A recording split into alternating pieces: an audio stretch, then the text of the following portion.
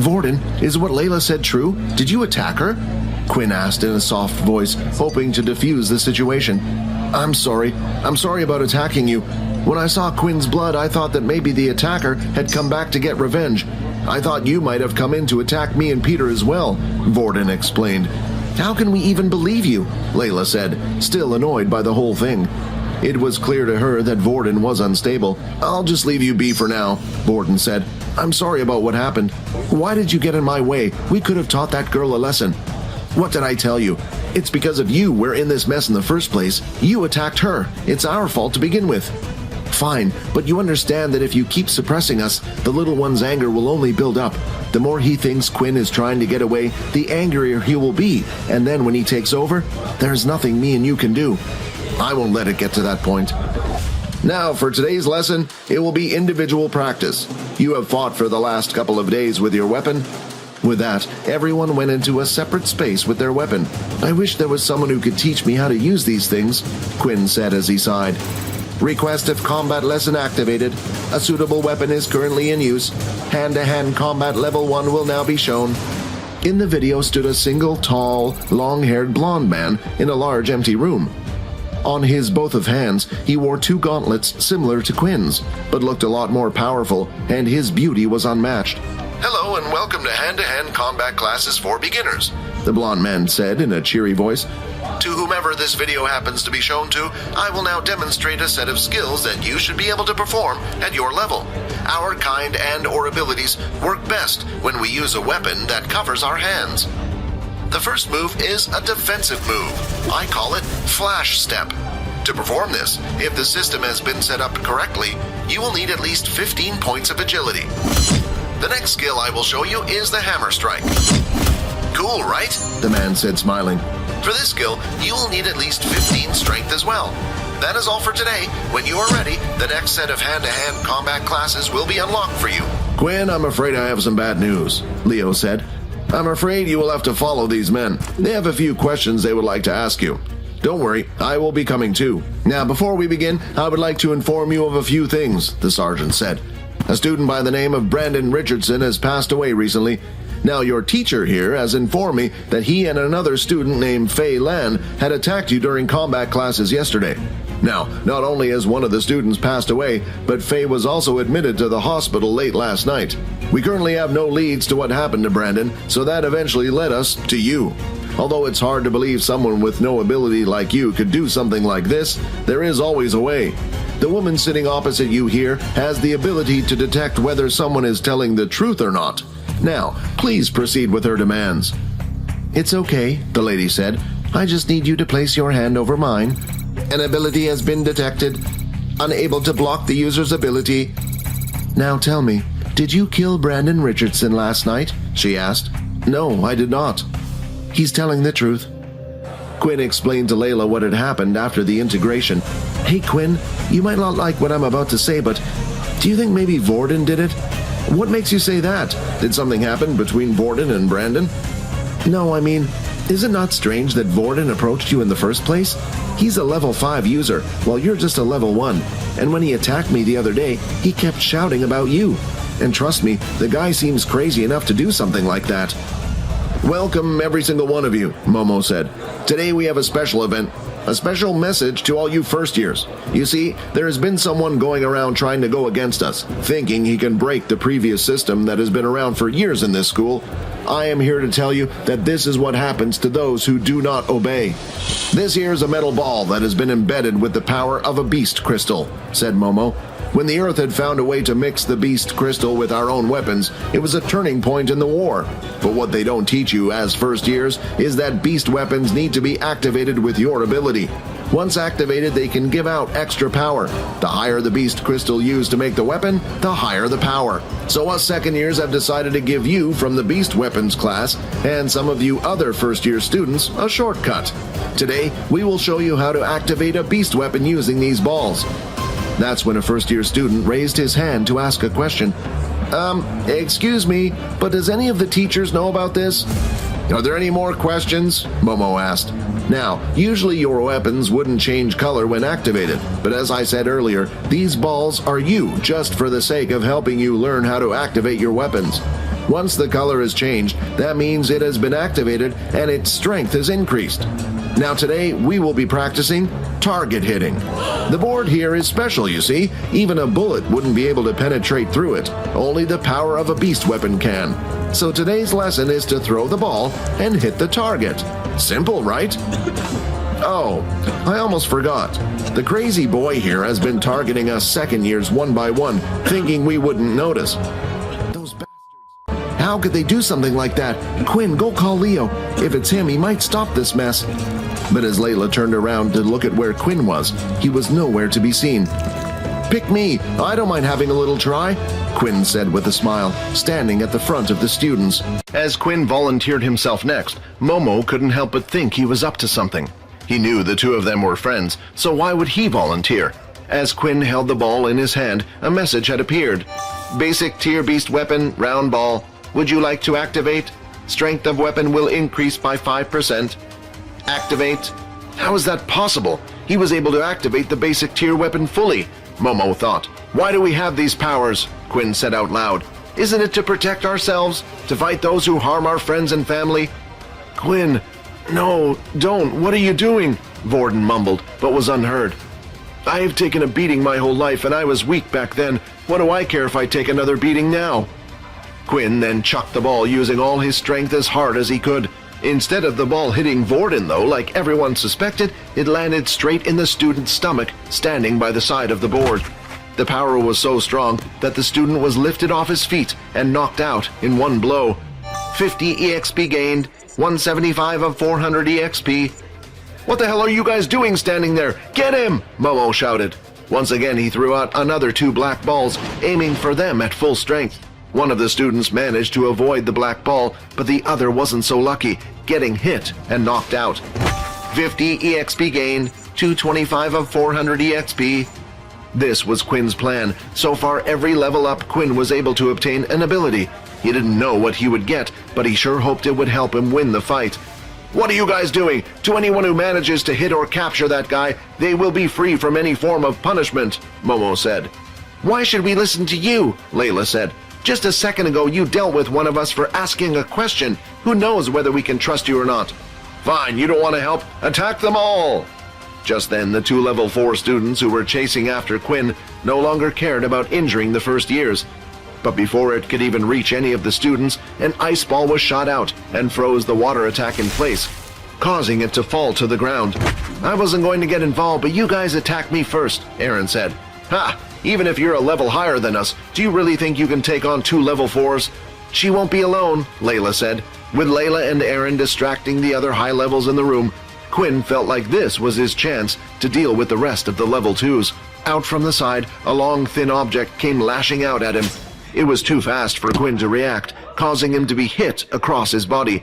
Not only did the attack pierce his chest, but it also sent him tumbling to the ground. 13 of 20 HP. You have caused so much trouble, Momo said. I don't know how you can activate the beast weapon so well, and your surprise attacks seem to work, but you will always be a weak level 1. Vorden, watching the whole thing from the board, felt useless. I have to help him. He's only getting hurt because of me. This is all my fault, Vorden said. If you want to help him, then let me take over, a voice said in Vorden's head. Meanwhile, at the center of the assembly hall, Aaron and Layla were busy confronting the 2 level 4 students. Hey, do you mind if we switch? One of the second-year students said. My water abilities are weak against her. I see you want a level 2 user, huh? The other student replied. Oh well, just finish her off quickly. With that, the 2 second-years charged in for the attack. The water ability user went after Layla, while the earth user went after Aaron. As the earth user got closer, he stomped the ground, and a spiked earth mound followed, heading right for Aaron. However, he didn't have much time to think. With her other hand, Aaron had formed an ice spear and threw it towards her opponent. Suddenly, he felt his legs start to feel cold. When he looked down, he noticed they were starting to freeze. For a second-year level 4 earth user, you are incredibly weak. Before the boy could react, Aaron had whacked him in the back of the head with the hilt of her sword. How did she win so easily? The first-year students watching said. Although Aaron had finished her match quickly, the same couldn't be said for Layla. The second-year student threw out his fist, and a ball of water came out towards her. It hit her dead in the stomach and sent her flying back towards the front of the hall near Vorden. Hey you, Free me, I can deal with him." "What?" Layla said as she looked up, noticing that it was Vorden who was speaking to her. "Come on, hurry, we don't have much time. Touch my leg." She crawled over to Vorden's side and touched his leg as he had asked. Then the shackles tied around Vorden's arms and legs started shaking. Vorden was using Layla's telekinesis ability, but it was weak. It wasn't strong enough to break from the shackles. Layla then lifted her hand, and with the two of them working together, the shackles were finally removed and Vorden was free. "Finally, I get to come out. It's been a long time."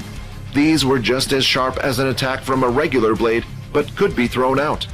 As the blades came towards him, at the last second Vorden managed to twist his body in an odd way, avoiding both of the blades. He then lifted one of the black balls from the ground using his telekinesis and threw it out. However, the attack was easy for the water user to block, forming a water wall stopping the ball, but then, crack! Something was felt on the back of his leg, and at the same time a crunching sound was heard. The boy immediately fell to one knee. As he looked at Vorden in front of him, he could only see Vorden with his hands held out. Then another striking pain was felt through his body, this time on his other ankle. Without realizing it, Vorden had attacked him from behind, pulling the other black balls towards him.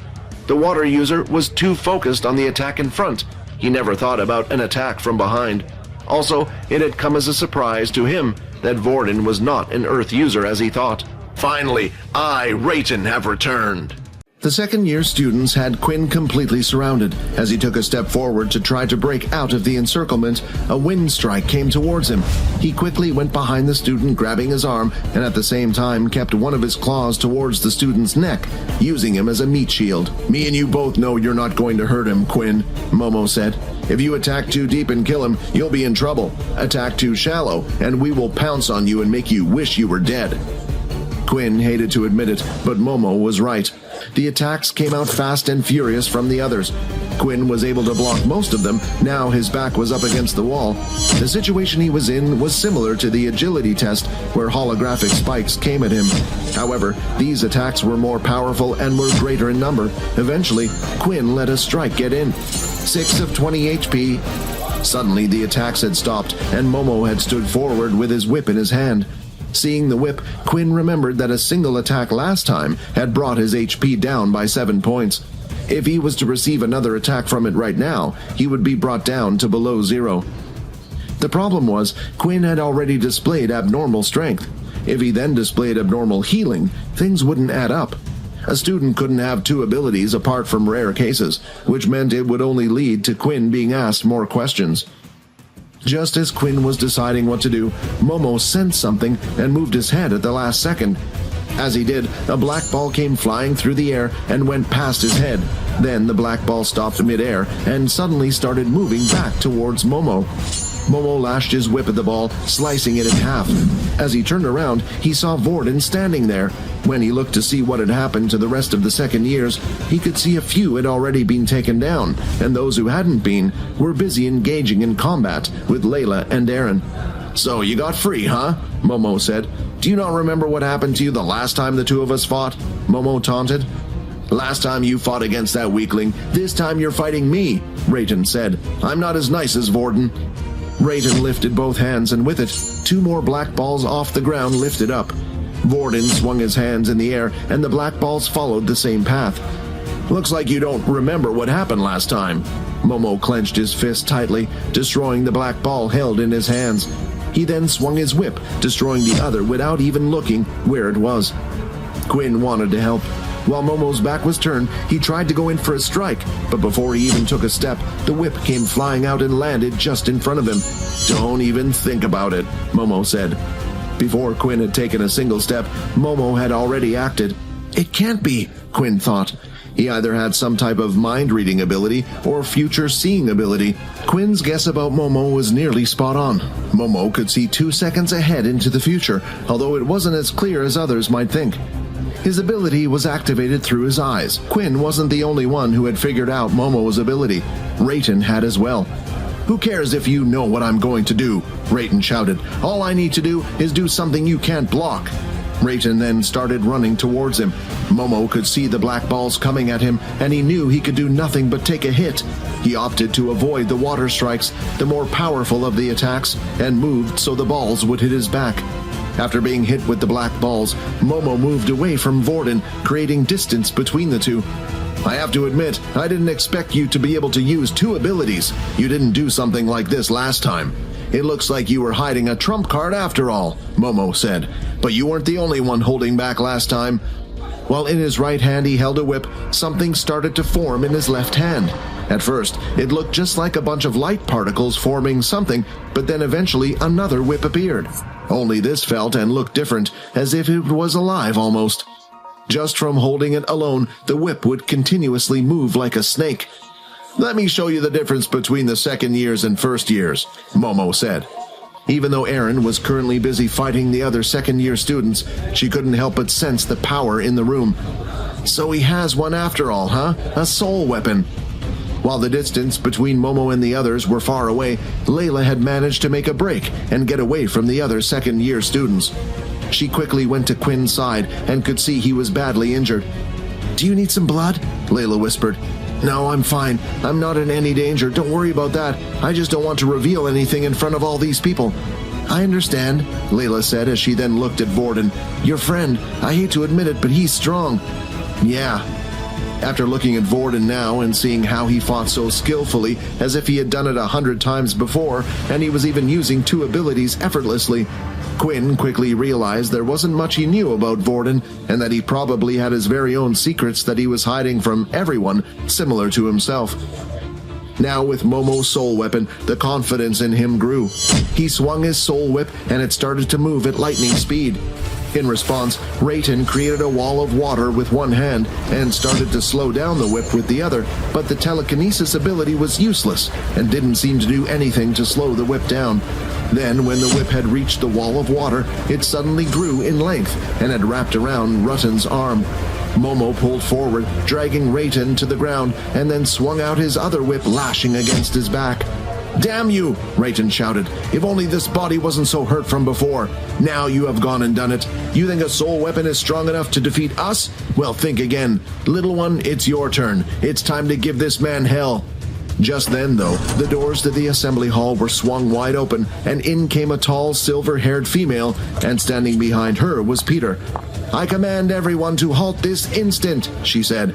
"If anyone does not obey this command, prepare to be punished." The female's name was Faye Dallum. She was a sergeant at the academy and was mostly in charge of squad training. "Those of you who are injured go to the doctor's office to be treated immediately, while the rest of you head to the dorms and stay inside until you are called out again. Do you understand?" Faye said. After successfully attaching Vorden's arm back to his body, Haley, the school doctor, had gone up to check on Quinn. "What is this? For this much blood, the wound should be a lot bigger." Quinn started to laugh nervously.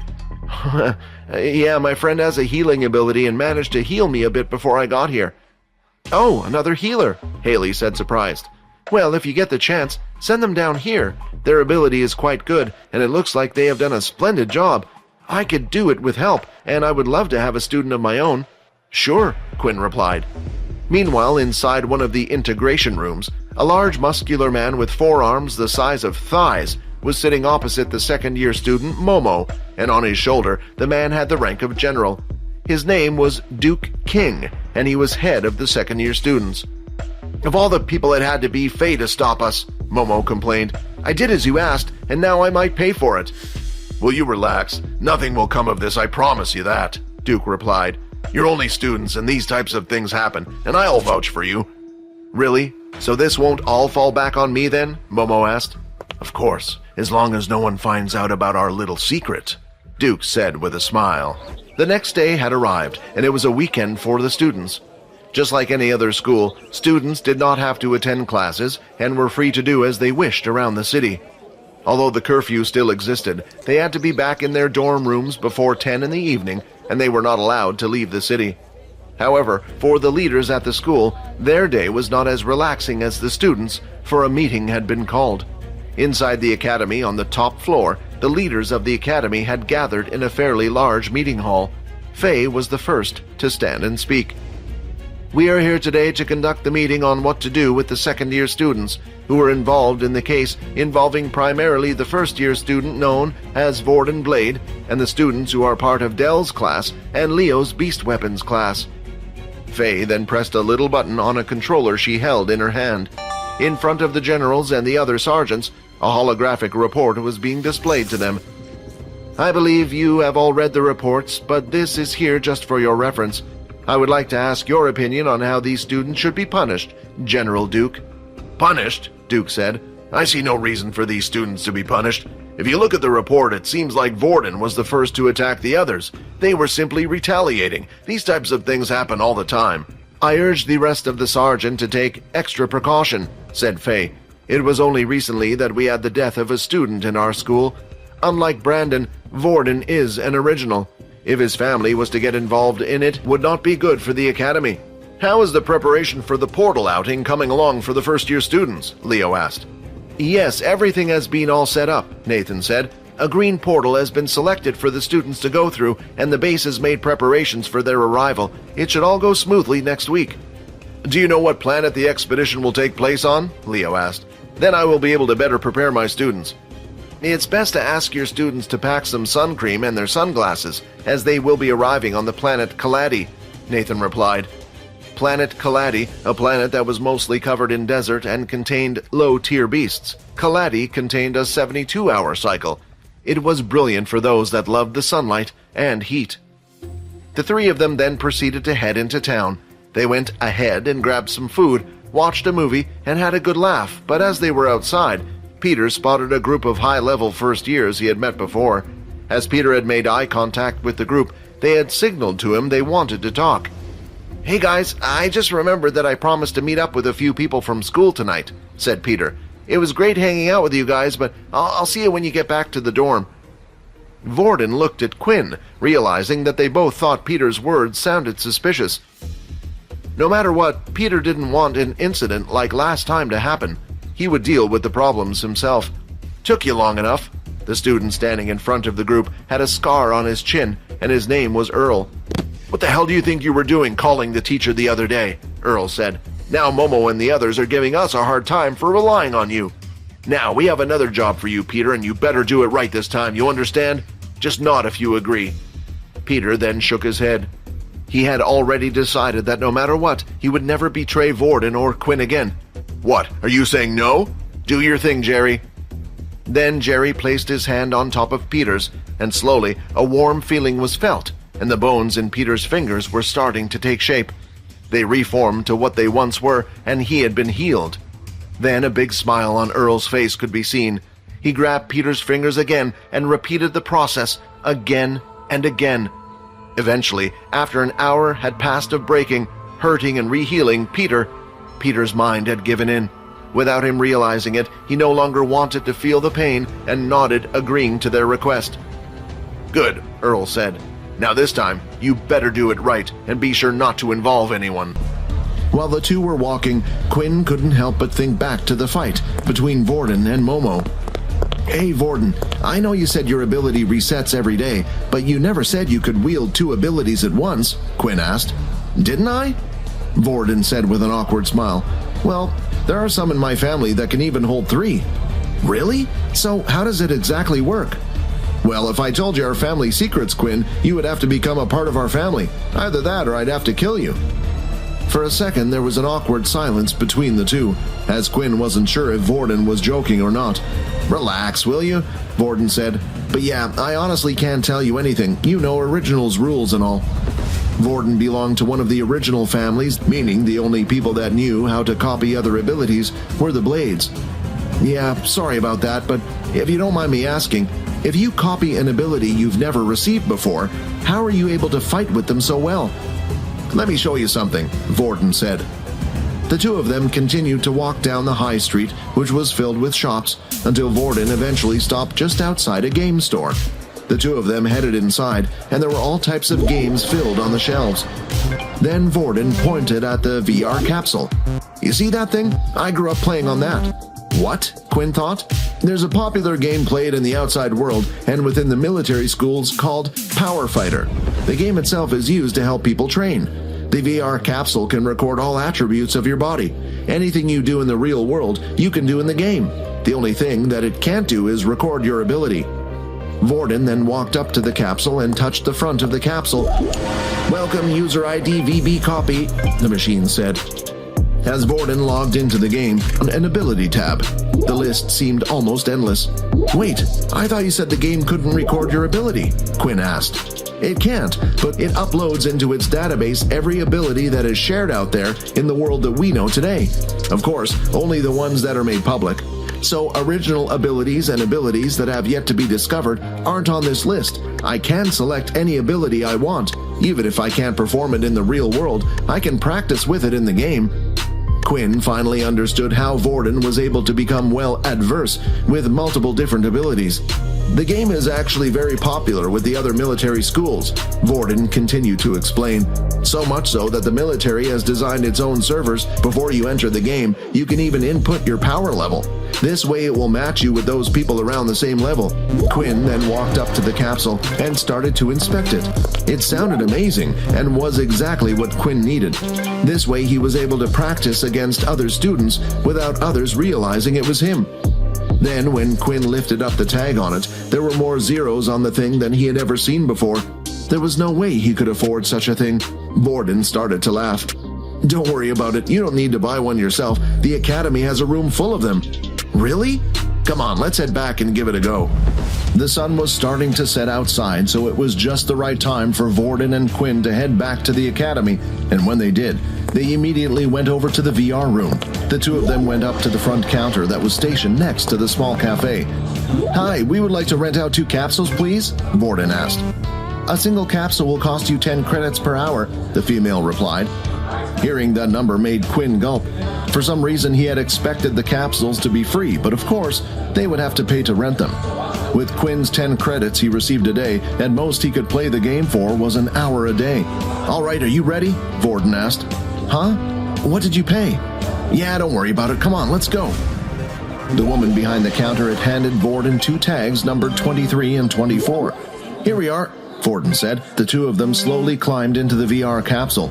When the machine sensed they were both comfortably inside, the capsule lid slowly started to close in on both of them. Then, before they realized it, their minds were completely transported to another space. Quinn was now in a large, empty white room. "Welcome to Power Fighter. What would you like to do? Log in, register, play as guest." As Vorden had suggested for now, Quinn decided to play as a guest. Then he went on through the system and started to search for Vorden's gamer ID. Once he had selected to join the person's room, he patiently waited for Vorden to accept. "Room invite accepted. Transporting in 3, 2, 1. Then, in an instant, Quinn had been transported to another empty white space room. Only this time, Vorden was there as well. He looked like a completely different person. Both his hands had been wrapped in bandages, and on his face, he wore a scarf. Vorden, is that you?" "Oh, sorry," Vorden said, and the next second he looked like the ordinary Vorden at school. "What was that?" Quinn asked. "That, the game allows you to customize your character, so you can make it look like whatever you want. Although they cost credits, so I wouldn't worry about that." The sound of the game was just getting even better for Quinn. Allowing the users to create a character to be used in the game meant that no one would know it was him, unless they knew his username. "Do you want to watch me play a few games so you know how the game works?" Vorden asked. "Sure." When an opponent was found, the two of them started out on the opposite side of the room. Then Quinn could see a big countdown appear over the arena. When the countdown reaches 0, the match immediately began. Vorden was going up against another Earth user. The match had only lasted a total of 5 minutes, but while watching the game, Quinn started to figure out how it worked. After that, Quinn continued to watch Vorden play a few more games, and before they knew it, their time was up. It was getting late, and it was almost time for their curfew, so Quinn and Vorden decided it would be best to head back to the dorm rooms. When they arrived, they noticed that the lights were out, and Peter was already in the room fast asleep. "Does he look okay?" Quinn asked. "Yeah, he seems fine, but even if he was getting bullied, he could have gone to the doctor's office before coming here," Vorden replied. "Well, I still think we should keep an eye on him. There's no way higher levels would just become friends with a lower level for no reason," Quinn said. Vorden cleared his throat loudly and started to look at himself. "Of course, there are some exceptions," Quinn said, smiling. With the other two now fast asleep, Quinn was still awake messing around with his system. He was busy watching the tutorial videos of the hammer strike. The next day, Quinn had woken up earlier than the other two. He immediately wanted to go to the game to create his character and test out the skill he had been learning all night. Just in case the others wondered where Quinn was, he left a note before leaving. When he finally arrived, the VR room was emptier than it was yesterday. He went up to the pretty lady who stood behind the counter and asked to rent a capsule, only this time for 2 hours. Before entering his capsule, Quinn looked around the room and noticed some students carrying their beast weapons with them. Not all students used one like Vorden, but after watching the games Vorden had played yesterday, he did see a few of his opponents have one, which meant that the game was also able to recognize the power of beast weapons. Scan complete. The beast weapon may now be used with the capsule. He then hopped in and logged into the game. Please create a user ID. Quinn thought long and hard. He didn't want anything that could give his real identity away, but at the same time he wanted a name that would express his newfound self. Something like Vampire God just wouldn't work and gave too much information. Finally, he had settled on a name. User ID created, Blood Evolver. The next step was to design his character. The body proportions of his character were the same as him, but he was able to choose what hairstyle and simple clothing he wanted on it. Quinn had always been born with black curly hair and wanted to change it but never got the chance to. After going through all the options, he finally decided on a red, spiky-haired character who wore simpler villager clothing. It looked like a farmer from an old fantasy world. Once the character had been completed, Quinn was once again teleported to the large, white, empty room. That's when Quinn noticed something. While in the room, Quinn was able to walk around freely and move his body just like he could outside. He was currently dressed as the character and even had his gauntlets on. Then, when Quinn tried to open up his system, to his surprise, it appeared like usual, showing all of his current stats. Quinn looked down at his gauntlets and immediately wanted to test something out. Blood swipe. And in that instant, a red claw-like line left Quinn's hands and scratched the ground. For whatever reason, it seemed like Quinn's system and abilities still worked inside the game.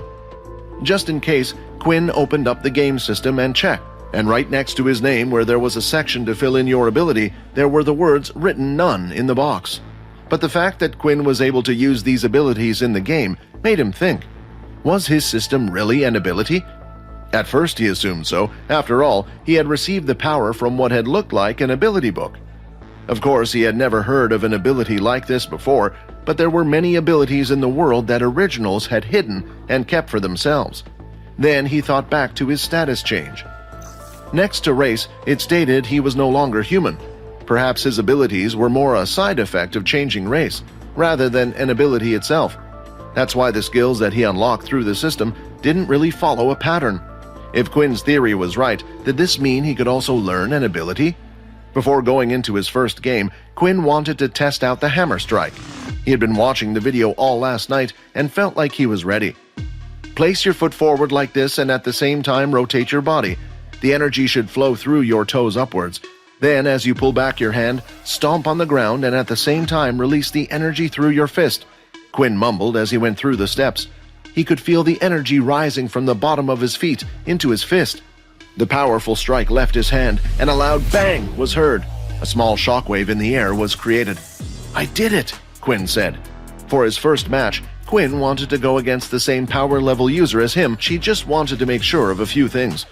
The game had found him an opponent, and he was immediately teleported to an arena. Hi, Quinn here. Wondering what happens next? If you want to jump the queue and unleash all episodes, click on the link here and install the Pocket FM app.